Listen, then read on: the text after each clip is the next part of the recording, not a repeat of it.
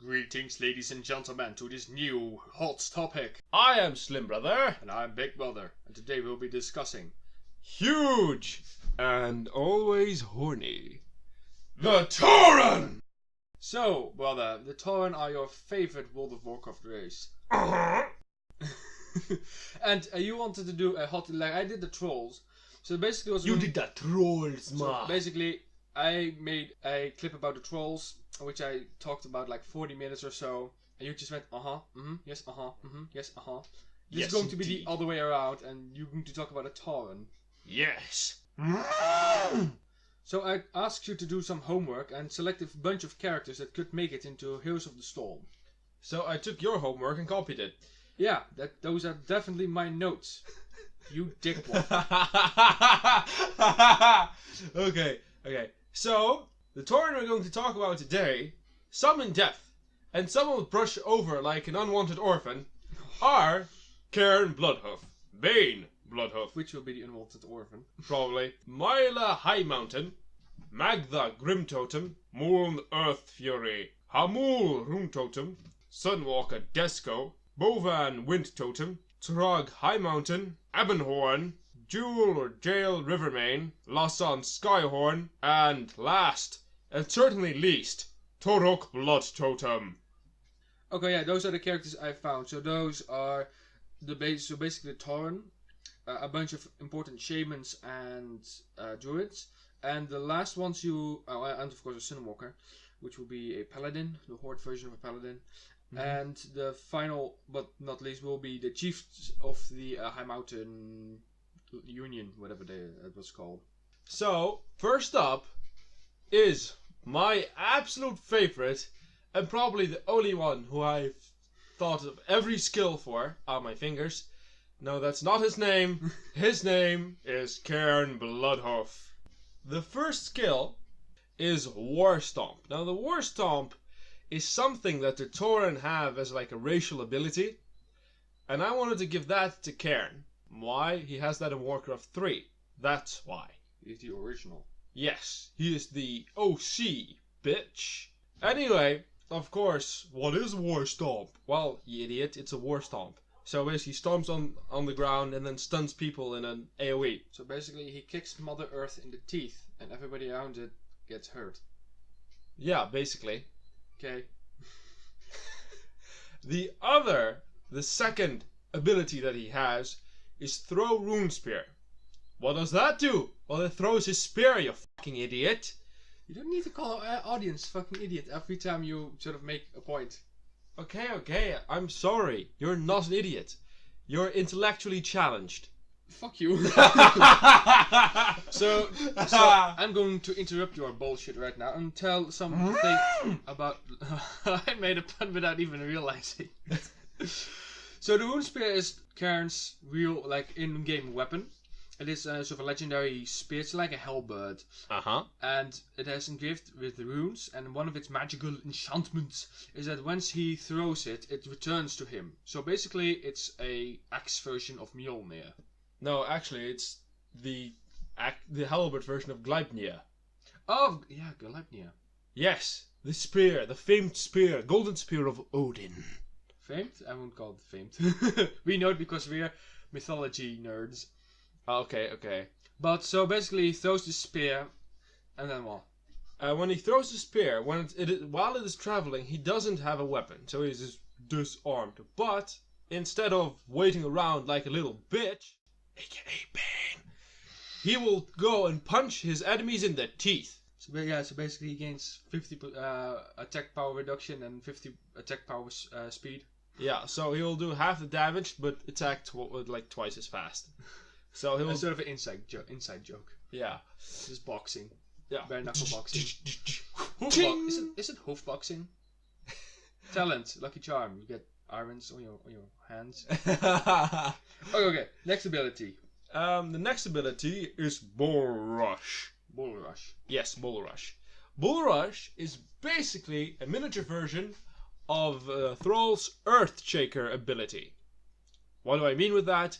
So, Cairn charges through his enemies, throwing them left and right, but what makes Bull Rush special, you ask? Simple. At the end of his charge radius thing, gores upwards. Goring, by the way, is the act of hurting someone with horns. For those who aren't native English speakers. Yes, indeed.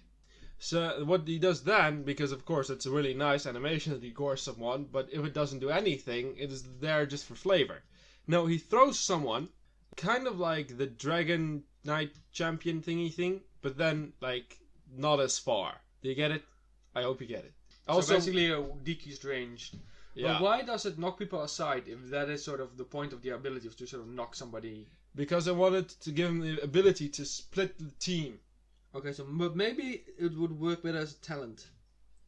Maybe the first time he just the first enemy the first hits one is just about knocks contact, and you can upgrade it. Okay, to like rush through. Yeah. Okay, passive. His passive is called Tranquility and Fury. So it's a stance switch, kind of like Uller in Smite. Thank you. Uller's abilities change, and I don't think your abilities change. No, mine don't. You could say that they have like an extra effect in Fury or Tranquility, but I haven't thought of that.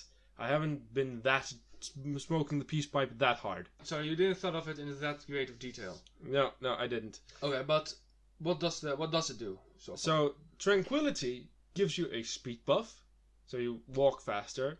All your regeneration, your mana regeneration, your health regeneration goes up. So if you get hurt, you regenerate faster. But you attack a single opponent, and you do a little less damage. You do less damage than you would normally do in Fury mode. What does Fury mode do? Fury mode makes the Tauren angry. Well, that is logical. Thank you very much for noticing. I love your energy. I don't like your sass. Nobody likes my sass, baby. What did it do? The Fury gives the extra effect. Like, this is all stylish, by the way. The extra effect that Cairn's eyes light up and leave like this trail, like they did in Warcraft 3, by the way. That's why that's awesome. The other things they do that are not stylized, that are actually skills and stuff, is your attack becomes an AoE attack. You attack in like an arc, so you sweep with your rune spear. You walk a bit slower, your regeneration is a bit slower, but you do more damage. So it's more like either... So it's combat and out of combat, basically. Basically, but it can also use Tranquility to chase down enemies. Yeah, I hear you. And like, when you get jumped by like 2 people at once, you can say like, okay, that's it, Fury mode activate, I'm the old bull, motherfucker. Alright, and now 2 ults. Yes, okay, 2 ults. His ult in Warcraft 3 was reincarnation. That meant when he died, he would come back to life. That is what... It's not actually what reincarnation does, but it is what that reincarnation did. So, is he the holy Hindu cow, or... Oh my god! Mind blow! Alright. So, this reincarnation does somewhat the same, but it depends on its extra effect. It depends on what kind of stance you pick. So, you can pick your stance while you're dead. Either Tranquility or Fury. Tranquility gives you a... Sounds like bullshit to me. So Tranquility increases your speed, your regeneration, and basically when you died on your own and there are like 3 enemies there and you think, I'm gonna get the fuck out of here, you can walk away from them in your spirit form, then reincarnate in your Tranquility form, and then just huff it out of there. Haha, haha, pun. Okay, you can kill me now. In your... Ow. In your Fury mode, you respawn in a flash of lightning. And do AoE damage? Yes, of course. Shocking. I hate you. Why lightning? I mean, that's a bit stupid for a Tauren, right? No, shut the fuck up, sit the fuck down, and listen. It is an homage, as they would say, to the Altar of Thunder, which was used to summon Cairn, or like the Tauren hero in Warcraft 3. See what I did there? Ha. Okay, so an homage to Warcraft 3. Okay, Yes. There's one more ult. No. That was it. No, there's one more ult. What? Totem of ancestors or something. This was resurrection. Oh yeah. Oh, I'm completely sorry. I wanted to skip. Who is the idiot now? Thank you very much. I love you too, brother. I will not kill you in your sleep. I'm totally lying. Okay. The other alt I subsequently forgot is the orphan. Oh. You made that joke. I turned it into a running gag. Okay. The orphan in the room. Get out! So the alt. Thank you very much. The totem of ancestors. That was the name. I hope. Yes, yes, it was. I couldn't confirm that. You told me like 5 times. So the totem on the Cairn's back, I think I've not. Yeah, he has a totem on his back. It's like a huge slingshot looking thing. Okay, we're not gonna turn it into a slingshot. I will punch you in the face. My idea for an ult was he grabs the totem from his back and turns it into a huge slingshot that shoots a very explosive boulder. Yeah, okay. But my brother thought it wasn't very cool, so he came up with a better idea using magic. Okay, what does the ability do? It, like, you plant it somewhere, like a totem, and then it generates an AoE, and in that AoE, it's basically Orisa's ult. So people get more health, they like heal and get more health, get more attack speed, and do more damage. That's basically it. So, what is Cairn's role in all of this? Well, one, he's a tank, but what is his role? Yeah, I heard you. I'm gonna tell you. Just sit down. Okay. Wait, did you just suggest that a warrior uses totems? I'm gonna slap your face off. What if instead of giving people a generic buff, it gave people like the ability like not to drop below 1 health for a short duration? Oh, that is also something that is. So it's the totem binds their spirit to their body and they won't die for a very short duration. Well, that's like okay. Yeah, okay, that's good ult. The point is, what was his role? His role is a team fighter, so he excels in team fighting. Because Cairn is this big, bulky looking motherfucker, right? They were actually first called Minotaurs, but later they were changed to Tauren and into a playable race. Really? Interesting. Yeah. And so basically he's a tank that excels in team fights. Yes. Great. And he's like his specialty is more like placement, like he fucks up the enemy's placement by bull rushing them. Yeah, he can stun and can like shove them out of the way. He can with his bull rush, he can throw a single opponent out of a team fight or into your behind your enemy, your lines or whatever, to a tower, or think strategically, and you're able to place that motherfucker in. I'm sorry. Again. You're able to place that son mothering mother into a position he does not like. Okay, so this is the segment that I can make more fun of them, even though I've been interrupting you. Well, I promise not to do. Yes, get away with it. I'm gonna punch you. So yeah, in ways he is generic, but he's sort of allowed to be generic. Yeah. Like, yeah, he's supposed to be the big, stompy, mean dude. Well, not mean. He's very nice. He's very nice until you get on his bad side. Well, just move on. So yeah, that's it. He's just another big, mean character, and he's supposed to be team fighter. Well, he won't do that much damage if he's a tank. He's more of absorbing damage. Yeah, but he can, of course, dish out damage to multiple enemies. I think he will be able to clear out creeps properly because he has lots of splash damage and crap. Yeah. So he will work well in those maps where you need to defeat a lot of those little creeps and collect their points. Yeah. Yeah. So yeah, I believe that sort of arrangement. So we are going to move on to the next character. Bain. Okay, so to finish off part 1, because we just decided that this is going to be a multiple parts video. Yes, because if we don't, it's going to be way too long. It's going to be a really large video. So, Bain Bloodhoof. Bain Bloodhoof. The son of the chieftain. And also the one we know the least about his abilities. Yeah, so basically Bain appeared in Warcraft 3, but you had to save his ass as Rexxar and friends. Rexxar and friends. Rexxar and yeah, he is the new. Don't hurt yourself. No. He's the new racial leader of the trolls. He what? Rokan? Rokan. Rokan. Rokan. He's the new racial leader of the trolls. Does he have his own model? I am not. I hope he'll get his own model. He needs his own model. Okay, Yes. anyway. So, I think he needs to get in Heroes of the Storm. But, getting to the point. So, Bain is being the ultimate sidekick character since his very founding, basically. Like, basically, even the boy Wonder Robin, we know more about, and more about his abilities than Bane. Are you talking about Batman Robin? A character that's been around since the 50s? Yes. Not a very good comparison. Yeah, but, alright. This guy has been, well, maybe not that long, but No, he has... not that long. No. So basically, my point is that every time he had a lot of opportunities, what he ends up doing in cinematics and stuff is just he picks up Thrall or whatever war chief and he carries him back home. I mean, I have even seen Megatork fight longer than Bane. And he literally, the only thing he literally did was shoot someone in the face. Now that is an amazing ability. Shoot face. Shoot face shot. Sucker shot. That's an amazing The ability. sucker shot. Sucker shot. Just shoot someone in the face for tremendous damage. But he has his mech, and that's all cool. But okay, moving on. You can make a lot of abilities from Megatork. Please put in Megatork.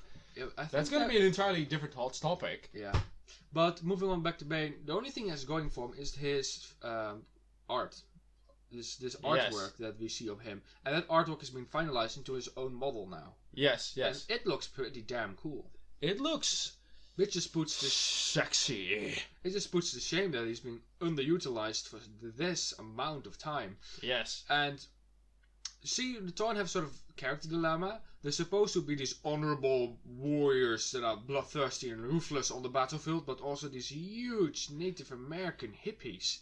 Yeah, you know what the funny thing about that is? You have the Yungol, or it was the Tonka. It was either one of them. That is like a Tauren subrace, right? Yes.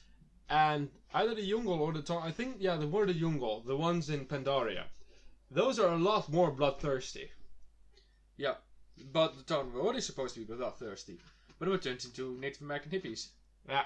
So you didn't came up with too much abilities for. No, I came up with one ability and a kind of passive thing, and I'm going to tell you that in as few words as I can, so we can get on to my brother's amazing take on this. Yeah, you inspired me. I took a while and I got inspired. Yeah. Continue.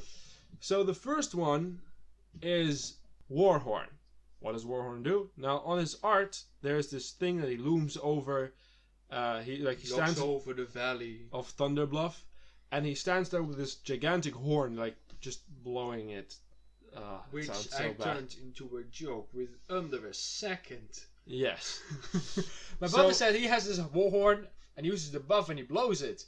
And I went, oh, that's gonna be great. hey, Bane, I need a buff. Can you blow me real quick? Okay, so after we get that joke out of the way, that really it's giving me a heart attack. It buffs your allies and debuffs your enemies, and you can probably use his teeth against the enemies. So you can of course do talents I don't know, call one base that he has more base in his warhorn and that's why it hurts his enemies. I don't know. Subwoofer. Subwoofer warhorn. No, okay, but what was the talent thing you came up with? So the passive I was going to talk about was Power of the Ancestors. I had this idea that unlike his dad, which charges that totem of his until he can use it oh yeah, finally, full power, mother beep. And it doesn't allow his allies to be killed. Bane does kind of the same, but he does it continuously, so that is his passive. He gets stacks of ancestral power, and then he has a choice of which kind of buff he gives out in an AoE the entire time. So it's not an activatable, it is still passive, and if you're in a team fight around him, you automatically get buffed. So you then had a lot of ideas for Bane, and I took a walk and I came up with a few cool ideas. They are simplistic, not really well thought out, but what I came up with is that his passive is essential spirits, or something amongst those lines. And what happens is creep and heroes drop sort of spiritual orbs, and these little sort of spiritual orbs he can pick up and collect, and then he gains this power of his, this spirit essence, and with that he can activate the other 2 abilities. So his first ability will be Warhorn, and when he blows his Warhorn, is the Call of the Ancestors or something it will be called, and he does damage to the enemies, whatever, or maybe a silence, or maybe some talents to sort of upgrade that power. But he will collect all of the, maybe it doesn't do anything at the start, but use talents. And he collects all of the spiritual essence within a sort of AoE, in a large AoE. And he just pulls them like a big vacuum cleaner into him. And that's how he gains, in lane he's able to gain mana and stuff fast, basically. Yeah. And then his other abilities will be ways to use this essence. So his first ability is sort of like, he has this hammer of his. His weapon is a sort of hammer, it glows. So I thought, well, maybe this hammer channels this mystic ancestral power into it weaponizes it, basically. He uses his sword. What if he does like a slash, like, and then there's like this wave, like, I just think and of the longer a it simplistic travels, the more damage it does. Oh, good, but I was indeed think of sort of simplistic bolt or something you throw out. And the other ability I just remembered was intangibility. So basically what happens is he activates it on himself and he becomes intangible to physical damage. So he basically becomes a ghost form. Kind of like the Spirit Walker. Yeah, and like the Spirit Walker indeed. Wait, was it a real ability for the Spirit Walker? The Spirit Walkers could go intangible. Oh, yeah. Awesome. So I They also had something called Spirit Link, which then linked people to each other and like dispersed the damage over all your entire team. Voodoo ball, your enemy gets a part of the damage.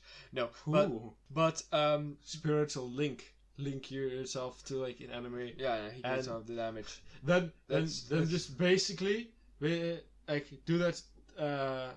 Or that would be a very powerful ability. Yeah, if you would be able to do that to like one of your teammates and one of the enemy, like do that to Gul'dan, and Gul'dan will just kill himself. Maybe the spirit passes through physical armor and deals extra damage or something. Yeah, maybe. But anyway, but he isn't invulnerable to all magic damage or something, or perhaps takes a reduced amount. But he's able to sort of shield himself, basically. Yeah. And that way, he is sort of his escape mechanic. Yeah. Okay, so the ult. I thought, we took a little break. I thought that, you know what, he would probably work best as an assassin instead of a tank. So how do you make sure he can fulfill that role? So I thought, well, what if he has ults on like shorter cooldowns? It's not like a really big game-changing attack, but it's sort of an ult that helps him fulfill his role. First, like you and I again with that Spirit Link, what if that, instead of being an effect of the Spirit sort of hammer bolt, it will be an ult, and then what he does is he's able to link himself to the tank, and then deal the damage back to the tank. So the tank's able to tank him without, he needs to sort of run behind the tank all the time. He can literally link himself to the tank. Yeah, and then receive only like half the damage or something. Yeah. And then the healer could keep healing the tank, and that's, or maybe he could not just himself, but anybody sort of. But maybe, but that requires 2 targets. Maybe there will be a different upgrade. But the other ability that he might have, instead of sort of linking himself to the tank, is Vengeful Spirit. So instead of linking himself to, maybe you don't have a tank or anything, right? So maybe instead of that, he uses a special attack, and he has his gauntlet, right? On his arm. Yeah, there's one gauntlet. So maybe he uses his gauntlet to sort of cast a sort of spell, and this Vengeful Spirit will go forth, and if he hits a target, that spirit will cling to that target and silence it for a couple of seconds, So he has this repeatable, sort of fast-paced ult. Well, not rapid fire, but he's able to pull it out more often than regular ult. This is my ult, machine gun. That will be Tychus.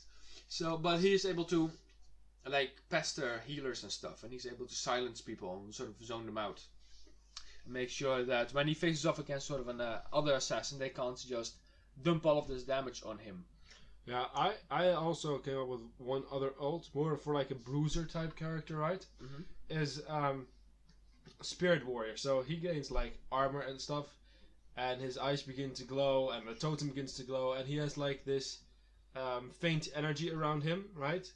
Which as you could like these ghostly essence all around him. Yes, and so he attacks a bit faster, like and can take a bit more damage. So, yeah, basically he goes Super Saiyan, basically.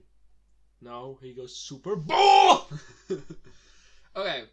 That But smells like bullshit. But that same effect of this whole, you can also apply that on anybody that's spirit linked. Yeah. So I see him as an assassin. His And father as a tank. It will make sense if you have his father as a tank. He's an assassin, and he can spirit link himself to his father, and the father can take the damage, and he can collect all the essence and sort of shoot out the spirit essence. And I think you really drive home this Native American essence. This whole spiritual, this spiritual part of the Tauren. Yeah, the spiritual part of the Tauren, and you can sort of get this spirit walker character in. Okay. On a legit character. Now, what are we gonna do with Ebonhorn? Because he is a spirit walker. Well, either you make him a spirit walker or you make him a dragon. Oh yeah, fuck that. We're gonna make him a dragon. Because he's still a dragon. Yeah. He's a dragon with antlers. I really, by the way... Does he grant wishes? I really like the fact that Alexstrasza can change into a dragon form, and I actually think all dragons need to be able to do that. Yeah, especially when it changes into a dragons need their own separate video, so where we sort of set the rules for dragon characters. Yeah, but we like to see it. Ebonhorn is like the blurred line between Tauren and that's just a dragon thing. Okay, but anyway, this is going to be part 1. In part 2, we will discuss. I actually know. Let's say Sunwalker Disco, but we're not making any promises. I actually think Magna Grim Totem first. No, because I have ideas for Sunwalker. Oh, okay. Yeah, okay. So join us in the next part. And you see us later. Yeah, boy. You want to say the other B word. B, brother? Let's go with that. Brother. Okay, until next time.